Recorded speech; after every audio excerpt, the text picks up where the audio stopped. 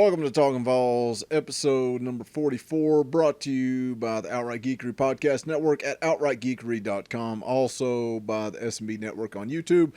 Be sure to hit that like button, leave us a comment, and subscribe. My name is Boogie Bentley. I'm Vols, JP. And I'm old R Main.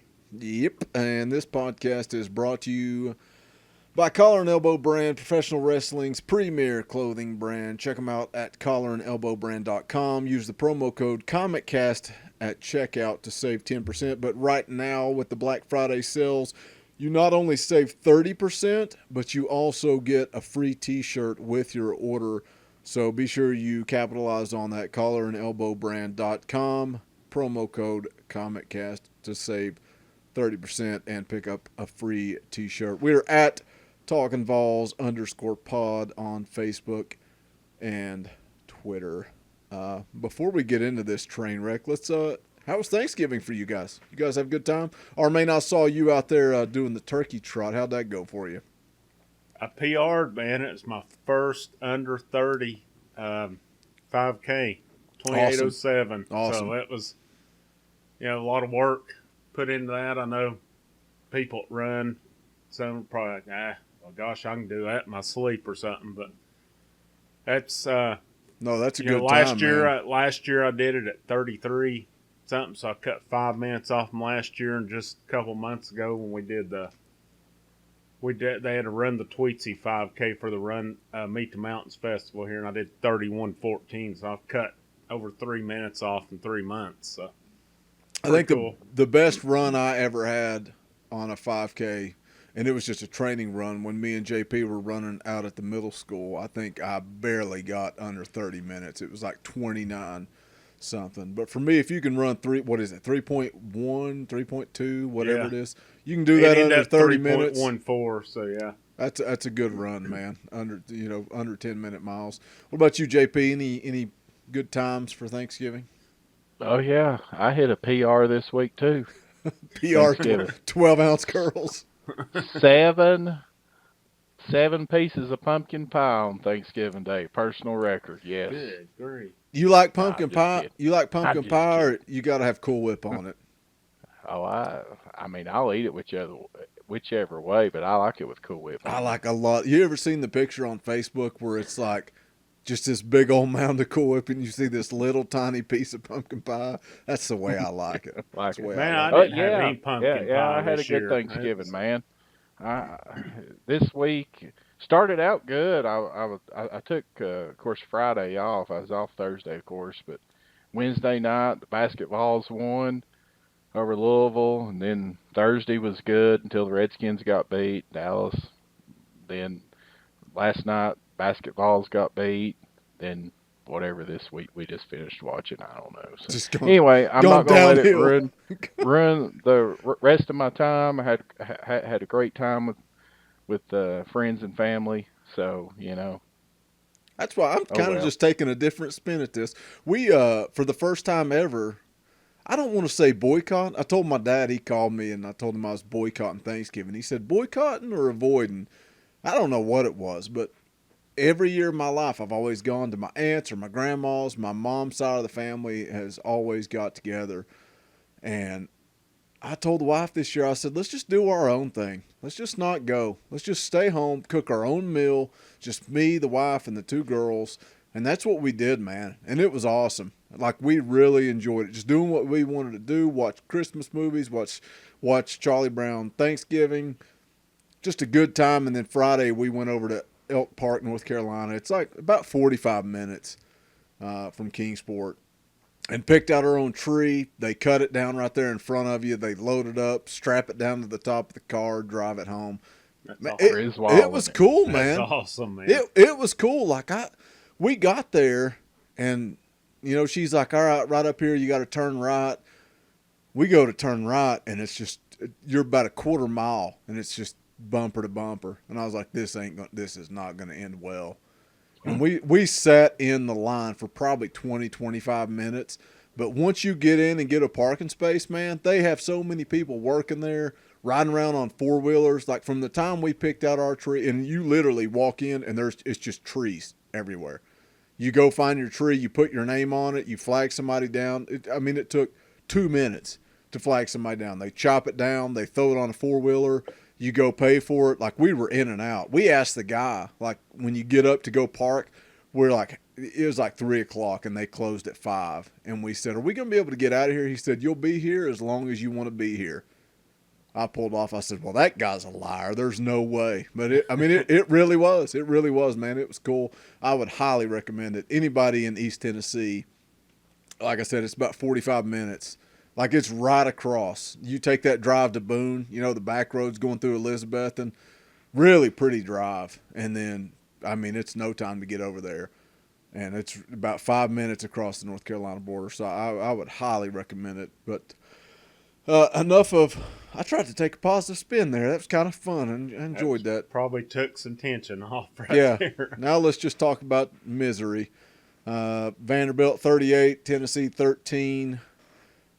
Vandy wins 3 in a row for the first time since the 1920s. And it's like I told JP, our main, before you got on here, it's pretty freaking embarrassing when Vanderbilt's running it up late in the game. But it is what it is. I want to kind of start this podcast, and I'm not putting one of our listeners on blast. I love you guys. I love your comments. Love interacting with you. But we got a late comment that came in today on last week's podcast. Somebody's saying, how could we say the jury is still out on Jeremy Pruitt after what he's done? And has he done some great things? Sure, beating Auburn, beating Kentucky, big things that he's done. But the goal was 6-6. They failed to meet it. I'm not saying Jeremy Pruitt's not the guy, but anybody that can't say the jury is still out, you're delusional. We don't know at this point. We don't know going into year 2. It is what it is. Yeah. Well, I know one thing. Oh, God. So much Tyson for calm. Helton, So you're much out for of calm. here. Oh, That's God. pathetic. You've had too much to Pathetic drink. performance all year long. It was throw it up, chuck it up. If they catch it, we catch it. Other than that, it was crap. Oh, The God. dude is way over his head. Can we talk about Jeremy Pruitt first? Let's just end the podcast right now, boys. That's all it boils down to. I've said it all year long, guys. I've said I kind of balled in after Auburn, but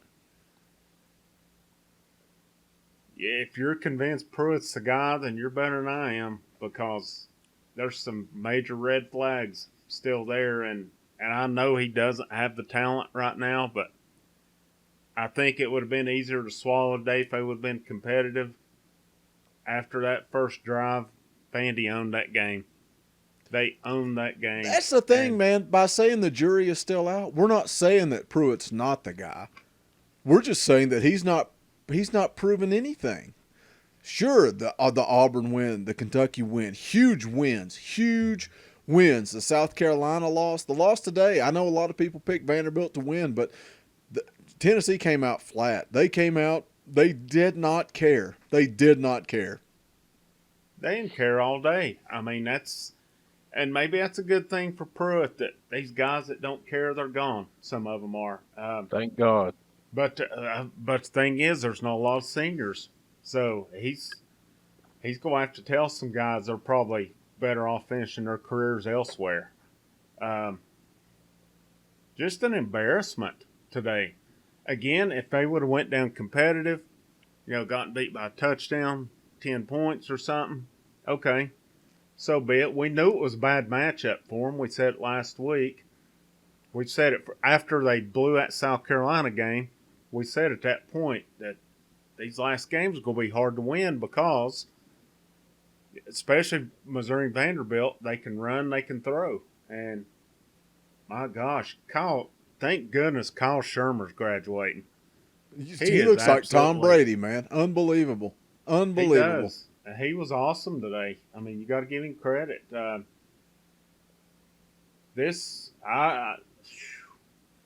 JP said it on a text message, and this is true. Recruiting, you win signing day, you're in the right direction. You're going to have to. This early signing period's big. They need some talent in a bad way down there in Knoxville in a lot of positions, and I've said it all year. you better hope that Shrout or Maurer or somebody pushes Garantano or either beats him out. Because Garantano, he doesn't have it. I'll go on. He does not have it. He looked bad today. He looked real bad today. He's hurt. And well, I mean, he may He's be. took a beating. Yeah, He's not healthy. I think, but it doesn't matter. No, I think we've said it all year. You know, I think he makes better decisions than Chris does. Chris reads the defense better, but JG makes better decisions. But how many times all year long on third down has somebody complained, and by somebody I mean JP, about a 3-yard route on 3rd and 5, or a 1-yard route on 3rd and 3, or a 4-yard route on 3rd and 6? But how much of that is on JG for taking the easy throw? You know, how many times does he check down and make that safe throw? And I mean, you can look at it. You can look at it either way. He doesn't turn the ball over as much as Chris, but I just don't think he takes chances when he should. But again, going back to what we've said all year, I don't think either one of them is that great. I think they're both mediocre, and that's why it's almost an irrelevant discussion. It is, and you're right. And a lot of it too.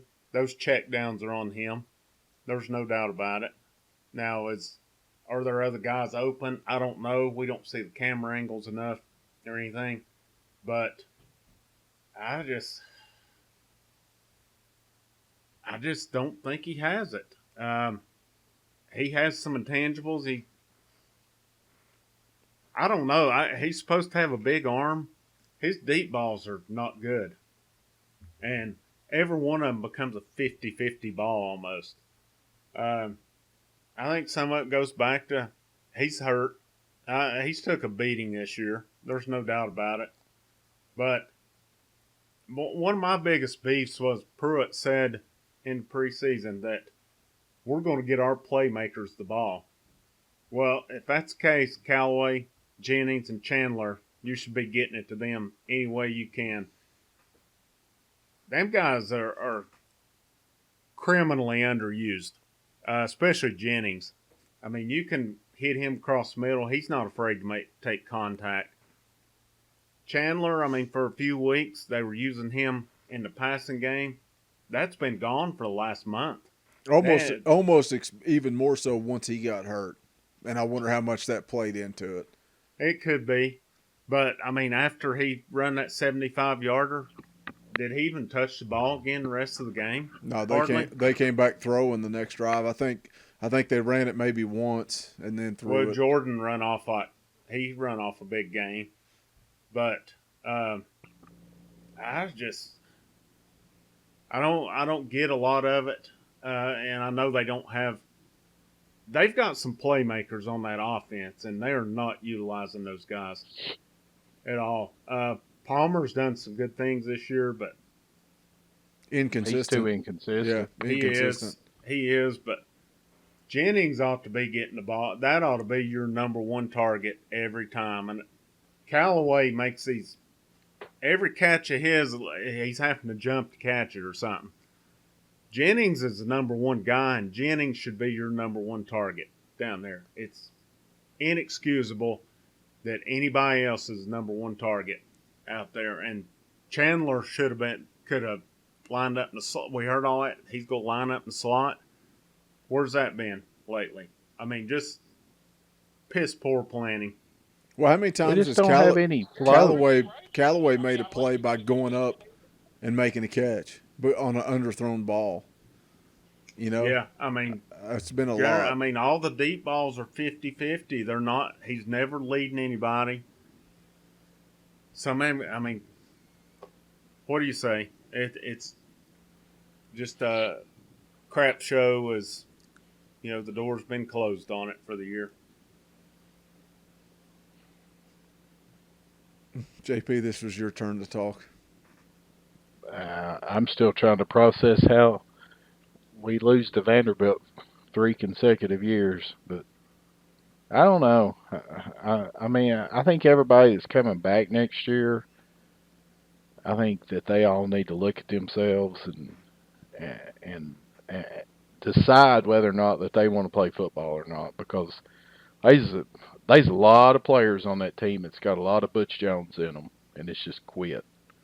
And honestly, I know that it would be detrimental to that program, but I don't think either one of you or anybody that follows this football team could say that if 30 or 40 players left that program, that it would be a bad thing. I know that you can't do that as far as depth goes, but seriously, I mean, there's just so much.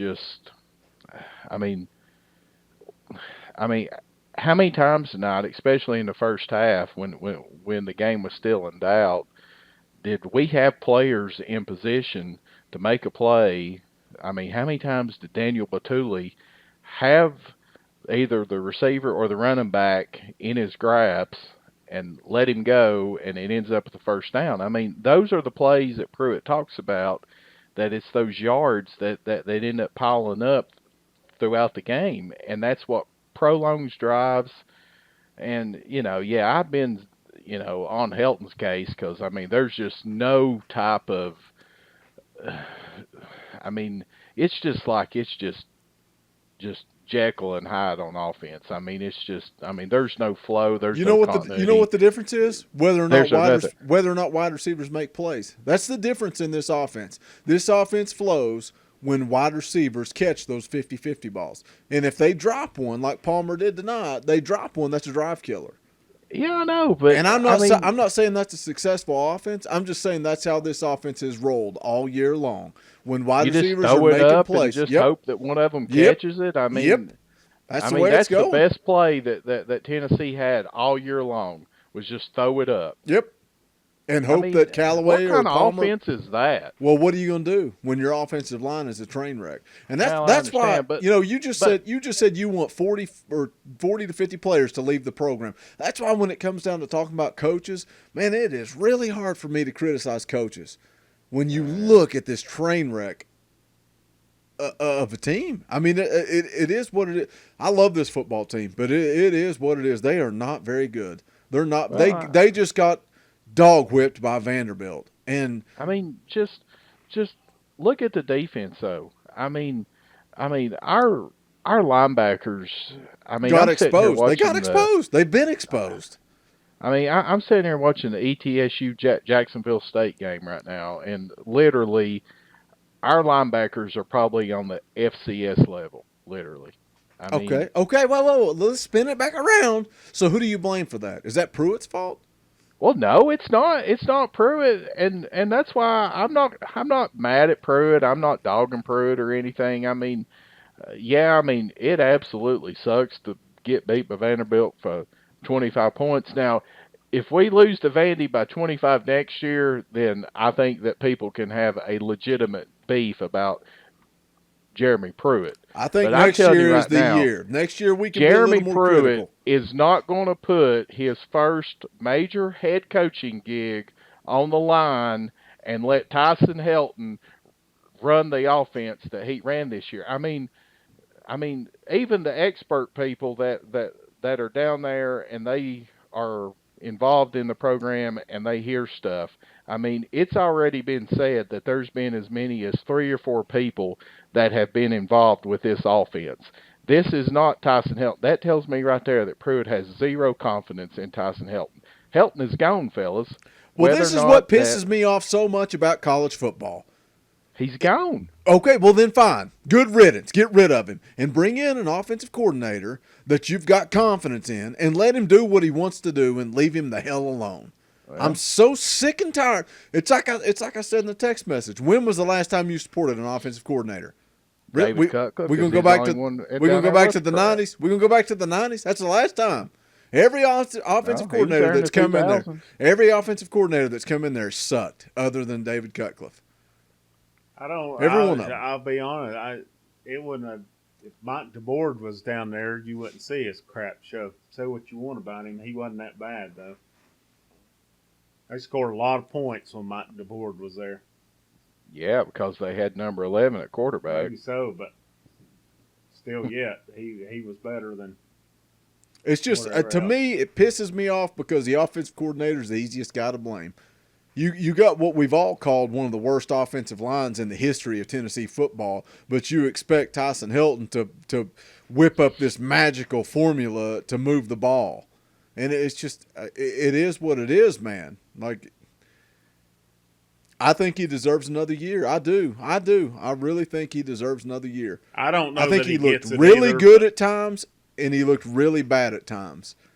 But you got to look at what he had to work with. I don't That's know my that opinion. he gets it either, to be honest. I mean, it seems like there's been some hard feelings between the two down there, but I'm kind of with you on it. I mean, I think he deserves another year in the system, get a system in, but until you get a quarterback that's worth of crap and a line that's worth of crap. Now, I'm not taking up for him because he's crapped the bed numerous times, but Makes a difference, man. well, I know, but the quarterback they've played all year has got a lot to do with that. That offensive line that's played all year has got a lot to do with that too. That's why I say you better hope that Shrout or Marr or McBride or somebody takes that job. Man, I'm hearing McBride may be gone. McBride's leaving. Yeah, I know. He's not He's even gone. been traveling. He's not even been traveling on road games. Yeah, I think it'll No, be. Shroud. I think he'll be gone. Shroud's taken over the backup or third string already. Yeah, Yeah, and of course Christ is gone. He's done. yeah. It ain't gonna surprise me a bit. Shrout doesn't push Garantano for that job next year. But you got to look too. I think with Garantano, man, he's young. He's young. Another year to develop. Another off season. Maybe it's just me being the optimist. Maybe. I mean, he is young. Maybe he improves. Maybe he does, but I just don't see those I'm not- intangibles out of him. I'm not giving up on him because I think the offensive line was absolutely putrid. I mean, just absolutely horrible. I think they both hurt each other. I think they You know, did if too. the offensive line, if they didn't deliver, or then you got JG, his worst attribute that Armaine has said since, good God, going back to the Georgia Tech game, he holds the football too long. He does. I mean, I think you make a good point. I don't think either one of them help each other a whole lot. He doesn't. I don't think they do anything to help him a whole lot, and I don't think he does a whole lot to help them either. But I mean, when you've got those two things, and I think this comes back to Helton, you got to find something quick instead of freaking 50-50 balls all the time, or just a swing pass. Where's the middle of the field? Where's the screen to Chandler? Where's the screen to Jordan across the middle? You never see that. There's a whole lot Did they ever run halfback screens? I mean, have they ran that all year? I think they tried it the first game or two, and it didn't work. Been And lost. they just Slants. Every time they run a slant, like they'll have some success with it, or then JG, like today, they tried it early. He overthrew, I think, Jennings a time or two, and then they just go away from it. And it's, man, DWA up the seam. Why not? Golly, they underutilized that guy all year long. I mean, I don't know. maybe I don't know. I mean, I know a lot of people's got a high opinion of him. I don't know. I haven't seen enough of him, but I know they underutilized number 15. I know that for sure. Yeah. I guarantee you that guy's going across the middle. He's going to catch it, more than likely.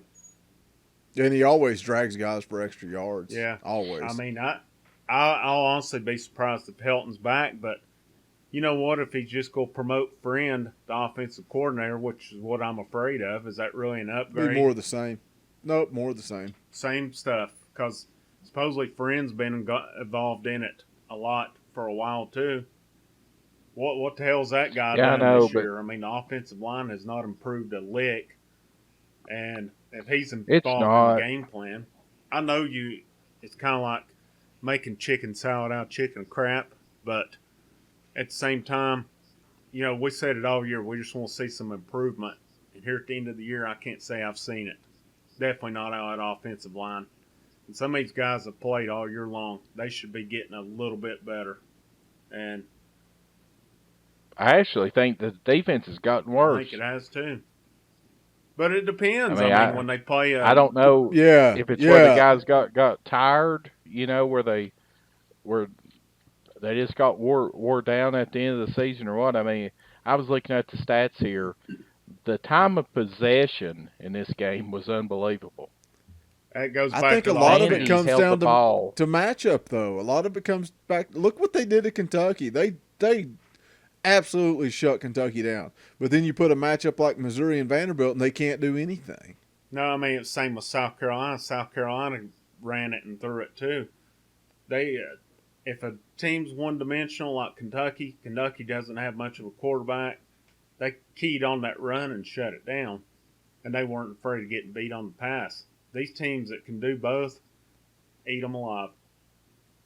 But at the same time, it's like we talked about. The linebackers got exposed. What are you going to do when you have Kirkland? You got Kirkland. Well, okay, you've been there a season, one off season, and the early recruiting period killed you.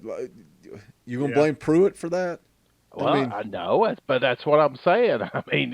I mean that's all that Tennessee fans have to go on. Yeah. Is they better hope that Jeremy Pruitt can recruit at the top 10 level. And I'm not talking about a top 15. I'm talking about a top 10 level, because a top 10 or top 15 level is going to put you about 7th or 8th in the SEC, and that ain't going to work, boys. We've been there, done that. I think next year you're looking at, and it would surprise, especially if Banks has moved to linebacker, they redshirted Peterson. It's not going to surprise me a bit if they don't push those two guys to start next year. Oh, they better.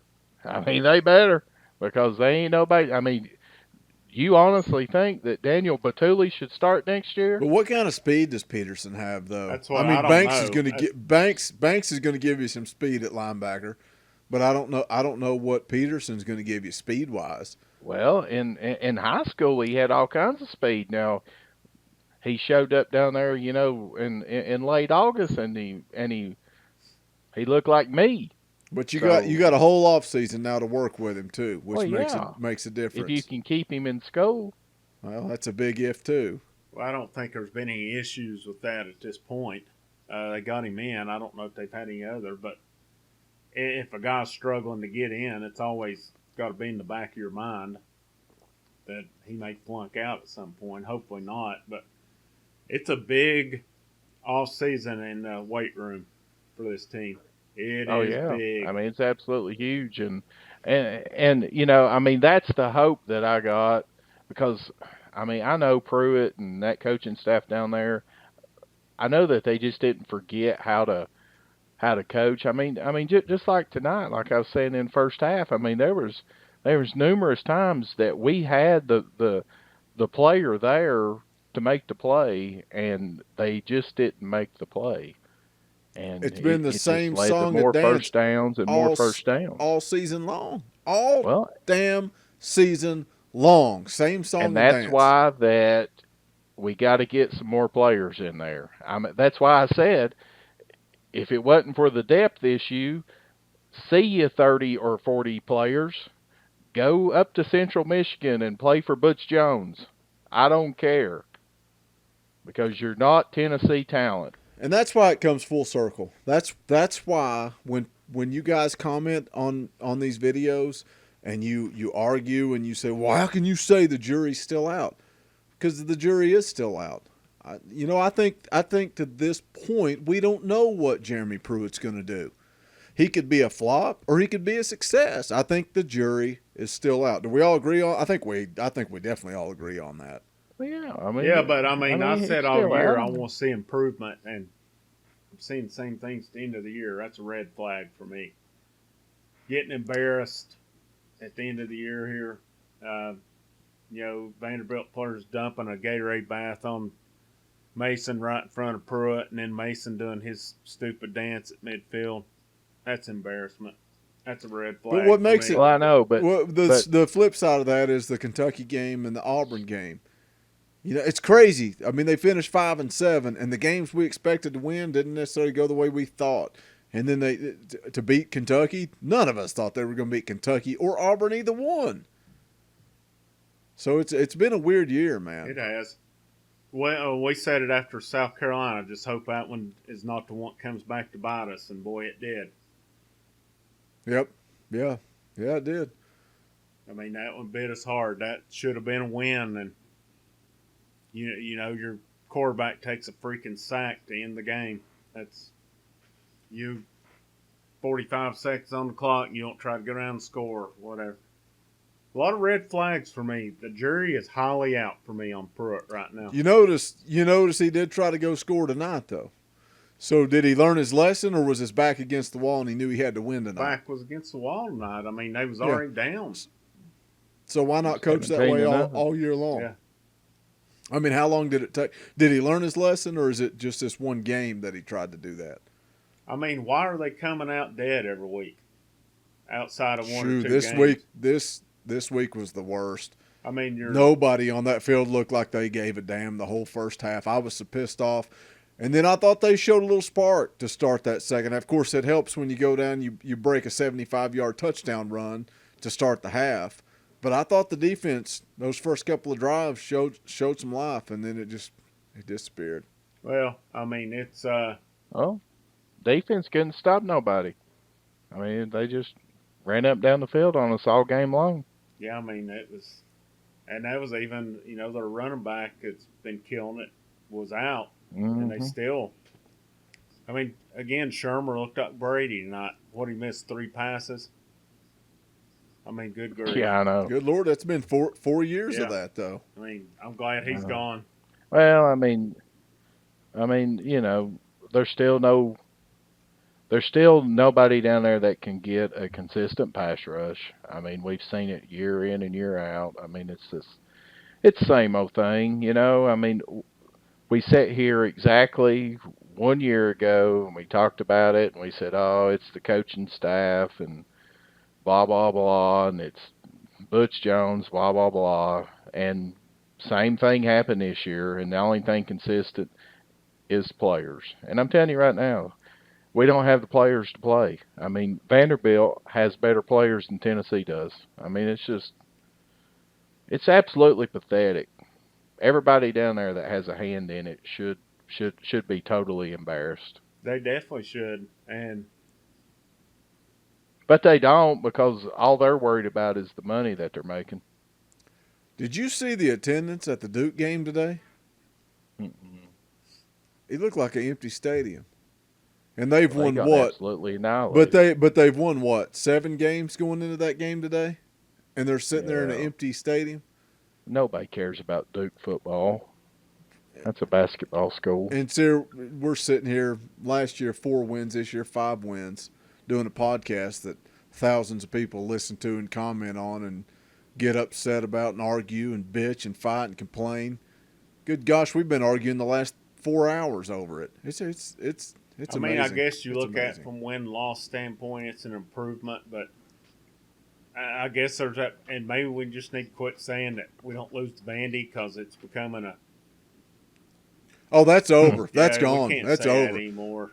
And no, 3 in a row. What, 5 out of 7? That's gone. yeah, I mean, that's gone. It's their state right now. Period. Whether we like it or not, it's what it a is. sour taste that when you've got a chance to go to a bowl game and you lose to Vanderbilt and just to get embarrassed. I mean, they run it up at the end, and they probably, if they wanted to, a couple minutes to go, they probably could have went down and scored another touchdown if they'd really wanted to. That's a pretty sad state, and I don't know which is more rock bottom, 4-8 or getting. Of course, they got annihilated by Vandy to end the season last year too, so you're getting annihilated by Vandy every year to end the year. Somebody needs to do some soul searching down there. Players, if you're a player and you're not embarrassed by it today, you need to hit the road. But do you That's think what they I were? said. Do you think they were? And I mean, I hate to call them out because I don't know that any of us really know, but it seemed to me like they didn't care, like they did not care, and it's sad that 3 freaking 40-year-old dudes in East Tennessee are sitting here so upset about it. And the guys that it should actually impact didn't seem to care. They're getting a free education out of it. I mean, they've played for UT. They'll do whatever they won't make it to NFL, most of them, but there's somebody here in the state will hire them in a position. What do they got to worry about? That's why. That's why that I fully expect Pruitt to sit down with every single one of them on the individual basis and say, hey, I hope so. I hope you're right. if you're not worried about winning, if you don't care, right there's the door. See Well, you. he said it this. How many times has he said it this year? I'll recruit 25 guys know. that come in here and play over you. Well, my gosh, let's talk about Alontae Taylor. You guys ask him where he's at. Everything I saw said he got benched. So either step up and play or sit your tail on the sideline. But what does that say about Batuli and Kirkland? That they just sit out there and get exposed all game long, but that's because there's nobody behind them that's going to push them or challenge them. No, I mean, I figured Sapp. Batuli especially. Time, but I think that'll be one of them. No, he's gone. We'll see next year. No, he's gone. Sapp's gone. That's been done since he got kicked off the sent to the locker room. sidelines. You know, he came back that game, but ever since then, that's been a sour. Yeah, sour he's not thing, seen the field since then. Well, I mean, he's played a little bit, but yeah, he's done for. I mean, I think that you'll probably see at least 15 guys leave. Wouldn't surprise me. And some of them will be on their own accord, and some of them will be encouragement from Pruitt. Because I mean, he's gonna have to, because you ain't gonna win in the SEC with that talent level down there. I mean, it's proven. I just wonder with Kirkland, he was still kind of hurt coming into the season. Ever since that Bristol game a couple years ago, he's just not been the same. And him coming off that injury, I'd be curious to see if he, stays injury-free this off-season, gets to go through spring practice. I'd be curious to see if he's not a different player next year. Batuli took a step backwards this year because he was pretty solid last year. That he really took a step backwards this year. Well, was Batuli really solid? I know that we were all clamoring for him over Colton Jumper, but there was a reason why that he wasn't playing as much. He had some pretty good games last year. Honestly, I think Kirkland is done. I think Kirkland will hang it up. I don't know. I still say I'll be really surprised if it's not Peterson and Banks in the middle next year. I'm all for that, man. I really am.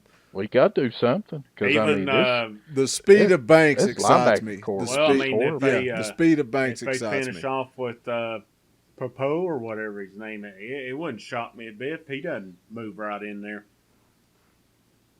Oh, yeah. I mean, it sounds like they're in pretty good shape. Owen Popo is a day one starter at Tennessee. Well, let's talk about the offensive line and recruiting. I mean, you're looking at what, a 5-star tackle? What are they? Do they have 2 tackles committed, or is it just the one? Well, there's one right now. You got Wanya Morris, and then hopefully we'll get the right kid out of West Virginia, Darnell.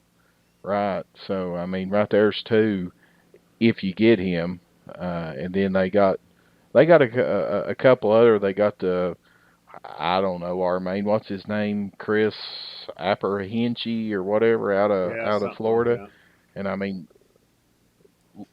looking at him as a high school senior, he's already bigger than 3/4 of the offensive linemen that we got down there right now. All the guys committed are. I mean, you've got him, Melvin McBride out of Memphis. He's already bigger than most of these guys. Jackson Lampley. What's his size right now? I think he's pretty good size too, right? And I think he may be kind of flying under the radar because he's been committed for so long. But that's a pretty solid pickup as well. I would like to see these guys come in, a bigger offensive line. You got a lot of playmakers just coming back on the offense. Another year to develop Another year in the weight room. Let's see what happens, man. I That's think, what it's going to take. you know. I mean, that's what it's going to take because, I mean, it was just criminally underdeveloped and underperformed underneath that last coaching staff, and I mean that's what it's going to take. I don't know. All I can say is, if we're sitting here 365 days from today and we're having the same conversation It may be as the we end of are Talking tonight, Balls. Maybe then the end. I'm just done. I mean, just go ahead and cut the cord on Talking Balls and just go ahead and just tear down the upper deck of Neyland Stadium, because at that point in time there's no use even sitting around talking I about just it. wonder next year you get Kennedy back. Hopefully Trey Smith's back. I mean, I know with him at this point, if he plays again, that's just a bonus. It's all about him getting better first and foremost. But I've seen some reports they think he'll make a recovery. So if he's back, hopefully you can move him back to guard. Kennedy, I'm looking at best case scenario. Kennedy's back. Let's say you got Morris, and then let's say you get Darnell Wright. And I thought Richmond was better this year. I'm not going to sit here and claim he was great by any means, but he was definitely better than he's been. And you might be able to start piecing a line together down there, an SEC type of line. Oh, and a lot of these, Especially if you get Smith back and move him inside, I think that's a huge step. But who knows if that guy will ever play football? I mean, again. and Jameer Yeah, Johnson you just finally don't showed know. some life. He hadn't hit anybody all year, and then he went up and hit the Vandy guy after the whistle got kicked out of the game. So at least he finally showed he hit Good somebody. Lord have So, mercy. What an idiot, man. Come on. Who would ever thought that your offensive guard would have got targeting? yeah. I can't believe they didn't flag him initially. Like, good Lord, he hit him so late. Yeah, I know it. I mean, it's just, Gosh. I don't know. I mean, I think that's your hope, but then you look at the defensive line. Your three starters are seniors, and Yeah, that's what concerns me next year. I don't think those guys were just terrible. I mean, they had their moments, but at the same time, man, I mean, it's where you gonna go? Who's gonna fill in next year? I know you've got a couple JUCO guys coming. Hopefully, they're ready to step right in. Well, they better be. Is all I can I think say. Gooden with a year, I think he'll be fine on the line. Yeah, good. But then you got Savion Williams, and who's the other JUCO player? Darrell Middleton or he's Darrell committed Middleton. to Tennessee. Yeah, Middleton. I mean, yeah, that's pretty good you size got guys him right there. And then you got the Simmons kid out of Middle Tennessee, and I mean he's 350 pounds. I mean we don't have anybody on our team right now that size. Hopefully, guys like Butler take the next step, or Mincy played a lot tonight. John Mincy did. Who's the one that keeps moving back and forth? Harris. They've moved him back and forth. Offensive line, defense. Kingston Harris, yeah. That Garland kid, the red shirt. I mean, hopefully some of these kids will take that step, because they've got to get some pressure on the quarterback. You cannot let these guys like Locke and Shermer just have all day to sit back there, because they're going to pick them apart. And hopefully hopefully some safeties will step up. Warrior did not have a good year this year. And I would say opposite of him, who Flowers, maybe right now. Yeah, and I was kind of surprised Flowers didn't play again tonight. I didn't see him out there anyway. Well, they said he was good to go, so All I can think of is they just didn't want to risk him re-injuring it or something, Yeah, everything knowing I that they was saw going on to get killed VolQuest. today or Yeah, something. everything on VolQuest seemed like he was going to play Yeah, I don't today. know why he didn't. Well, that's what they said last week against I Missouri. mean, you've got him. Hopefully, somebody, McCullough or Anthony Smith that's coming. Maybe one of those guys can step up. I think there'll be a lot of freshmen play next year. I think a lot of these newcomers better be ready when they come I in. think that's what they need. That's what they freaking need, man. New life, new I blood. think they do. That's what I'm saying. We need to get rid of all the Butch Jones stink, man. So what are your I know it's early. Good Lord, it's early. I mean, the season just ended. What are your expectations for next year? I think we all agreed 6-6 was the goal this year, and they fell a little short. You gotta have some 15 and improvement. 0. Yeah, it feels like 98. You gotta have some improvement. But Yes. good Lord, what are your expectations? 7 or 8 wins. ETSU just ran an interception all the way back for a touchdown. There'll be 7 or 8 wins next Sorry. year. We're gonna start talking Bucks next year. the Sanders. The Buck Shop. Oh Lord. Buckle 'em up. I mean, it's got to be 7 or 8 wins. If you look at the schedule, I mean, they should run the table on non-con. Even though BYU will probably be a tough game, but you don't need to let BYU come to Knoxville and beat you. No. And actually, it sets up pretty decent because our Western Division foe is Mississippi State, which should lose a bunch of players. I mean, on their defense, and then Fitzgerald, he's a senior this year too. Of course, I mean, who knows? I mean, this program.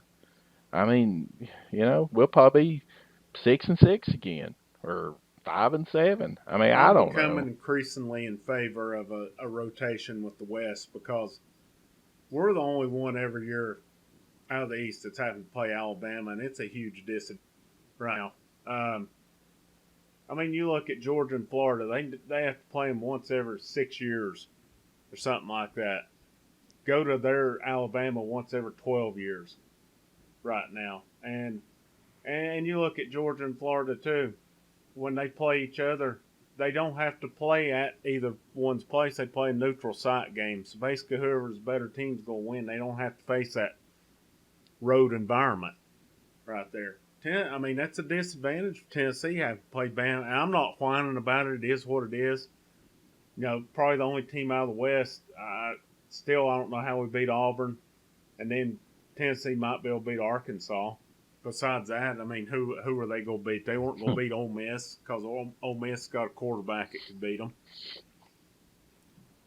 There's just we've known it. The program needs an overhaul, and I'm not against Pruitt by any means. I think there's some stuff I did not like that he did, but the jury's still out, and if you're convinced he's the guy, then more power to you.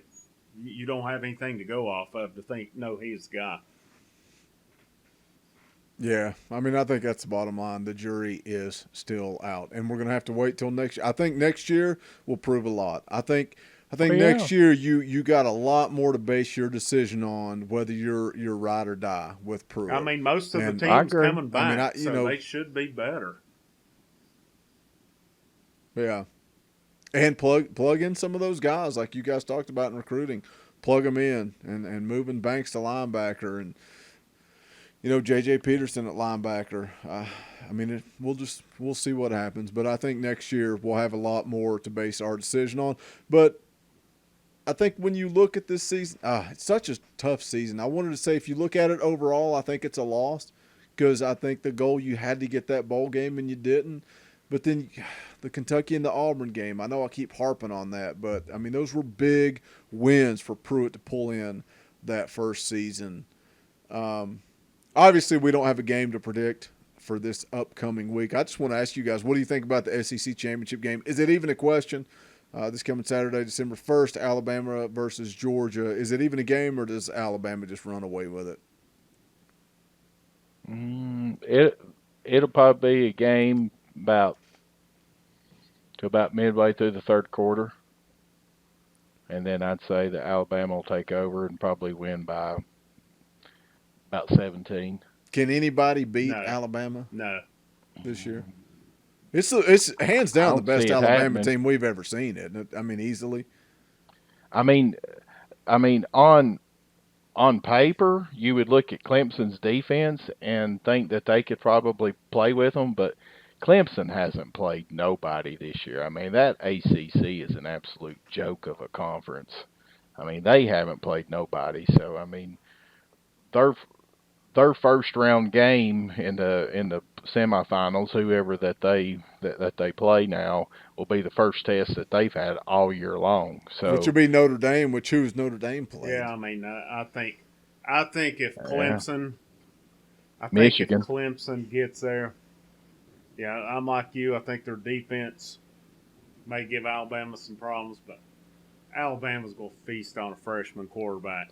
Now, I know Lawrence is good, but Alabama defense against the freshman quarterback, they'll feast on him. That's my opinion. I mean, I hope Clemson beats What happens them if if it gets to that point. I hope anybody but Bama wins that. Oh, I lost to SEC pride yeah. a long time ago. Long time ago. I'm so over that. Actually, out of who's left, and I hate to say it, go Notre Dame. Well, I Who would think have you're ever thought probably. that? I mean, at this point, probably Oklahoma sneaking in, and I mean, because you got. Well, they who might, else you but gonna take? Oklahoma ain't beating nobody. Their defense No, but who else is you gonna on par take? with Because Tennessee's defense. after today, Ohio State beat Michigan, and then Georgia's going to lose to Alabama in the SEC championship. So I mean, it's Oklahoma's What I only hope team does left. not happen. It probably is, but Oklahoma ain't beating nobody. No, but I'm just saying that's who's going to sneak in as number 4. Well, here's what I hope does not happen: is that Georgia comes up and upsets Alabama this week. Because if they do, they will both go. get in. You wait and see. And I just have a problem. Yep. Oh yeah. I have a real problem with a team playing for a national championship that does not win their conference championship. I thought it was a bunch of crap last year that Bama played in it, and I would think the same thing this year. And were they the best team last year? Very, very possible. There was no doubt they were one of the best 4 teams last year, but they did not win their conference championship. They didn't even play for it. They shouldn't have been in. If they lose this year, they shouldn't be in, but they will be. But I don't think we'll have to worry about it. They going to be in. No, I don't think so either. I think Alabama wins. Like I said, I think Georgia will play them tough for at least first half, but I think after that, I think that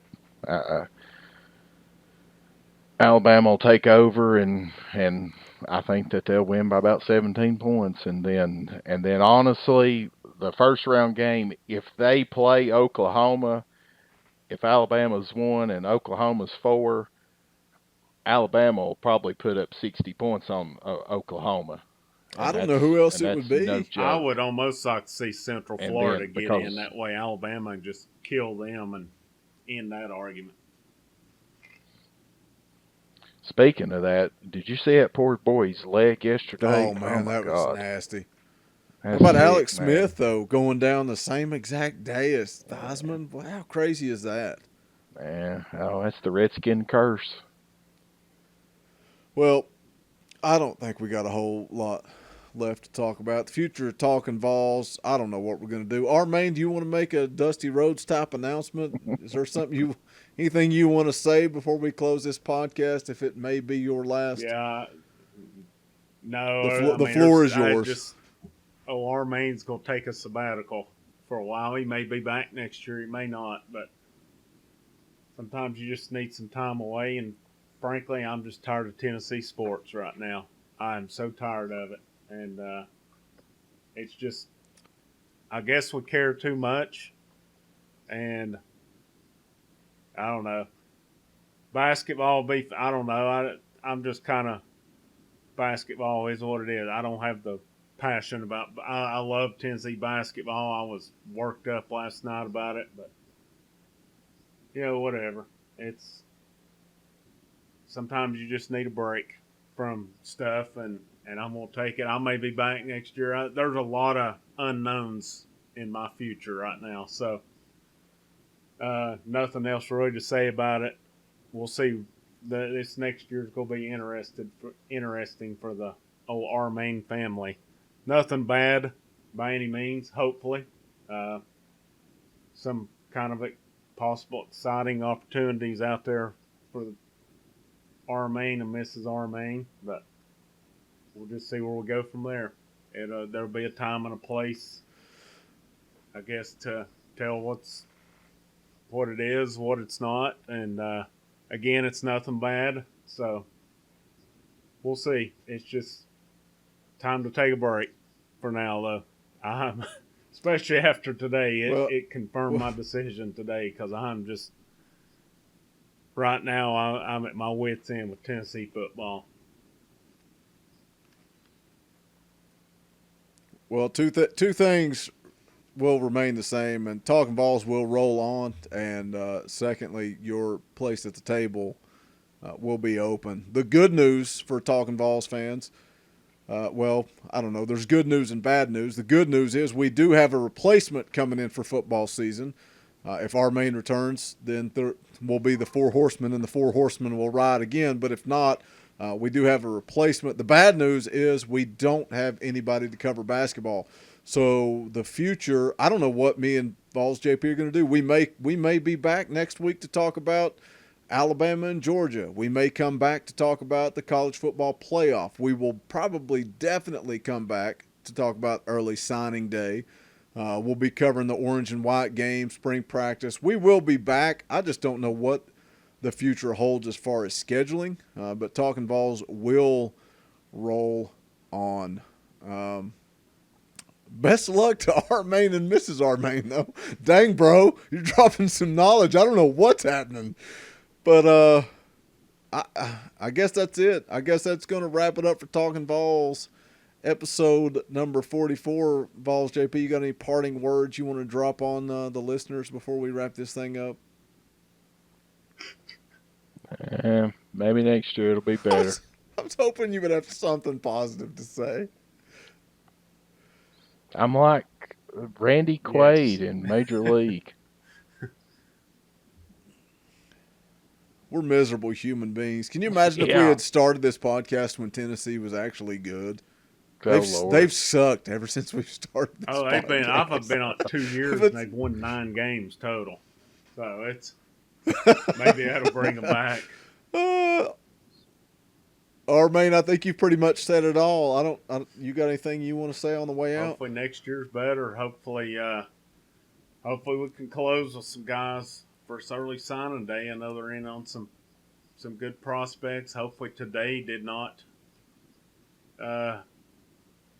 throw a wrench in things. I think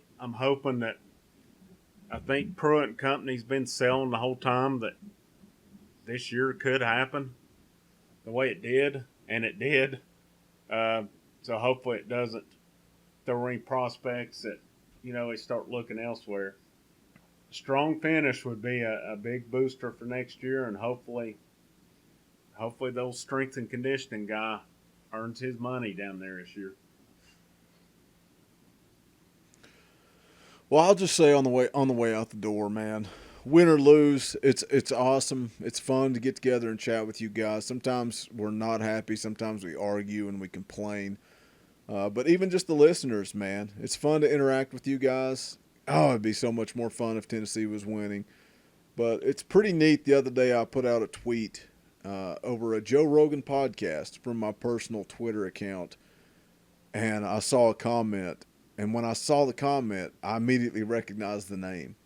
And I clicked on the profile, and it's a listener of this podcast. And I recognized the name as soon as I saw it. And I was like, how crazy is that, man, that I'm tweeting about Jake the Snake Roberts being on Joe Rogan's podcast, and a listener from Talkin VAWLS is interacting with me. And you guys make it fun. And again, whether we disagree, we agree, whatever. Thank you guys for coming along this ride with us. Like I said, as much as we love chatting with our main, Talkin Vols is bigger than our main. It's bigger than JP and it's bigger than me, man. You guys make Talkin Vols what it is. So thanks for listening week in and week out. Whether we're back next week or 2 weeks or a month from now, Talkin Vols will roll on. And I just got one thing left to say, and that's go Big Orange.